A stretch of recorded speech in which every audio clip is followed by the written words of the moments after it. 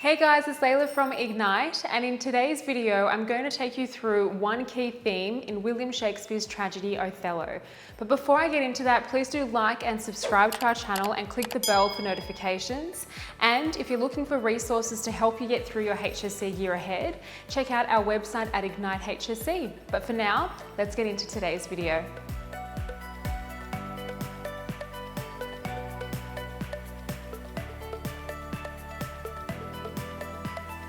So what you can expect to see in this video is a discussion of one key theme in Shakespeare's Othello.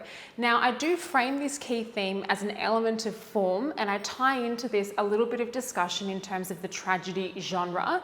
So it's a broad approach to addressing some of the key themes within the play. And if you're a student studying it, irrespective of what year you are in, you can find your way of focalizing a nuanced approach to the theme that I present to you. So what is my theme? What's my focus for the vid? One of the key themes in the play is that of human flaw. Now, the aspect of human flaw is kind of crucial because it propels the action of the play and is also integral to the tragedy genre. Now, Shakespeare utilizes what we call an Aristotelian tragic form. Aristotle wrote very famously an essay entitled Poetics, with which Shakespeare was very familiar. And in that essay, one of the key tenets, if you will, of the tragedy genre is to have a character or a protagonist who is characterized by a central flaw. So to be clear, you could construe flaw as a theme itself, human flaw, and the notion of hamartia as the formal feature that underpins that. But you can go specific and streamline the particular aspect of human flaw that you want to focalize in your analysis. And I build up on that in the next slide. So as I framed, hamartia is the term we use to describe the formal element as part of the tragedy genre. And by the way, when I'm saying form, I'm referring to the macro construction of the text, right? Characterizing the type of text we're looking at.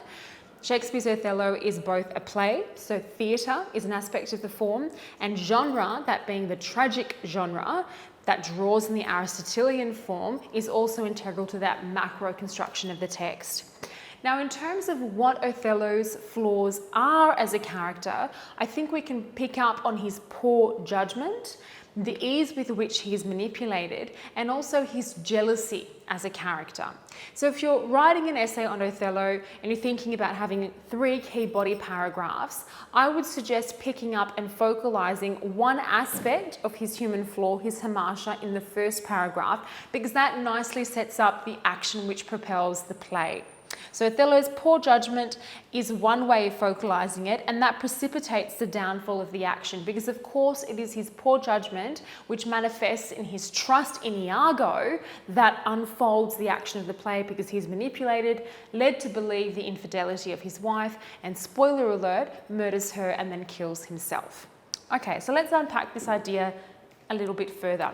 So it is indeed Othello's trust that he invests in Iago and his lack of trust in Desdemona which builds the action in the play. And it's worth questioning, were it not for Othello's trusting nature, would Iago be able to manipulate him in the way that he does? In a lot of Shakespeare's tragedies, when we're unpacking human flaw, we can consider whether it's truly the fault of the protagonist or the circumstances in which they are placed that leads to the downfall of that action. So what I'm saying here is it's worth, I guess, toying with the idea that it is a combination of both Othello's flaws as a character in addition to Iago's manipulative qualities that kind of coalesce and manifest the downfall of our key protagonist and his lover within the play.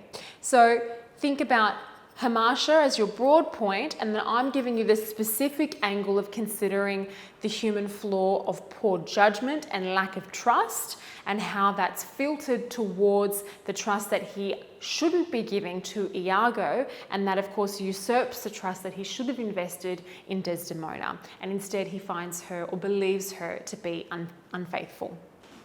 Okay. Now, in terms of considering another aspect of form which facilitates this representation in the text, we can consider Shakespeare's use of dramatic irony. Dramatic irony is another aspect of form in theatre, and this is where the audience is privy to knowledge to which the other characters on stage are ignorant, and it builds this dramatic tension and irony within the sequence. And this is particularly the case when we see how Othello invests so much trust in Iago, and he will refer to him as a man of honesty and trust, which I have on the next slide. However, we know that Iago is very mal-intended, and in fact he's quite a Machiavellian character, and with our privileged knowledge against that of Othello, we realise the dramatic tension and irony that is playing out on the stage. So that's a key aspect of form that you can consider in your analysis. But let's now take a look at some actual quotes. So if you're a student who struggles with picking out techniques and you're looking for evidence that you could use in an essay or any analysis on the play, these are some great quotes to use if you're wanting to unpack this notion of human flaw, Marcia, and how that's specifically channeled through poor judgment and lack of trust in Desdemona and overwhelming trust that is unjustified towards Iago. So Othello says, a man he is, this is an ellipsis here that I've used to cut out parts of the quote, of honesty and trust. So the moment that Othello says this quote is shaded with dramatic irony, because we of course know that Iago's intent in the play is to bring Othello down, tear him to pieces, because he's envious that he has not been promoted as Othello's, right-hand man. And that facilitates the manipulative tone in Iago's warning, look to your wife, observe her well with Cassio. So this is where we see Iago beginning to plant his plot, which is to lead Othello to believe that his wife has been unfaithful with Cassio. And there is a manipulative tone in the utterance there. Okay guys, that concludes the content of my video. I'm hoping you've got a better understanding of key themes that you can discuss in Shakespeare's Othello, that you've come to appreciate key elements of form, those being the theatrical quality of the text, the elements of tragedy within it, and also that of dramatic irony. If you have any questions, guys, please do place them below. And if you're wanting more resources to help you get through your HSC studies, check out our website at Ignite HSC. We've got loads up there in terms of textual analysis, notes on context and form, on a whole plethora of prescribed texts. But for now, thank you so much for watching. Please do click the bell for notifications and like our channel, and I will hopefully see you all in the next video.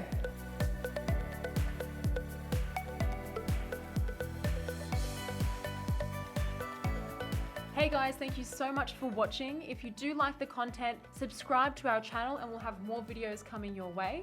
That's right guys, thanks for watching, and please make sure you check out our online resource database. We've had a team of state rank achievers and heads of English put these together for you, covering everything from essay structures and examples all the way through to craft of writing and comprehension skills. So check them out at ignitehsc.com.au, and we look forward to seeing you in the next video.